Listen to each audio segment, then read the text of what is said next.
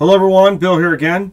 In my next installment here of Christianity 101, I wanted to talk about how the birth of the Protestant Reformation, or the birth of the Protestant faith. This, of course, is if you are any person who has history of the Christian church, of Christianity, you know the name of Martin Luther. Although there is much debate whether or not he was the one who actually kicked off the Protestant Reformation, he gets the title. As most of you know, starting in the late 1400s and early 1500s, that is when Martin Luther lived and, of course, again, began the Protestant Reformation. He was a Catholic priest, and then eventually actually reading the Bible for himself, he started realizing many of the mistakes and the problems that the church at the time had. And he, of course, he wrote his 95 Thesis, nailed it on the Wittenberg Castle, and that is supposedly the start of the Protestant Reformation. And that would have been in 1517. And then, of course, Martin Luther, again, is known as the father of the Protestant faith. Or the Protestant movement, excuse me. Now, eventually, in time, he was called before Pope Leo X, and he was given a chance to recant, which, of course, he did not. And again, he started the Lutheran Church, and that spread in Germany.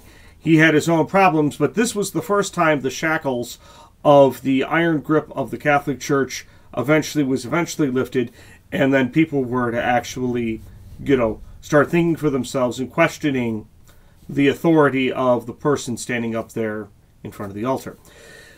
The thing is that Martin Luther, of course, wanting to having the Bible for the common man, in his particular case, German, he did eventually translate the Bible from, at that time, Latin into German, and then, of course, that was one of, that I know of, where the first time the Bible was actually taken out of the Latin Vulgate and then eventually translated into another language, in this particular case German, and then the common people could read it.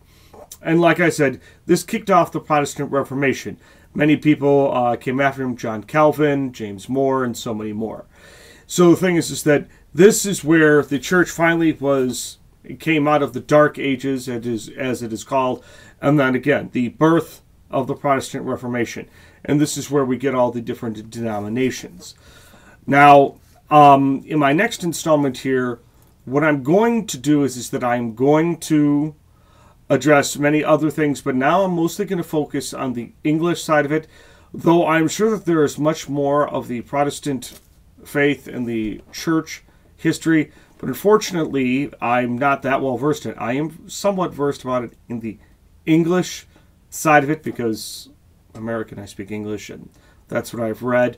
Okay, I know of some other reformers. Martin Luther was a reformer, and then, again, the Protestant Reformation. So I'll bring that up in my next installment. Thank you very much.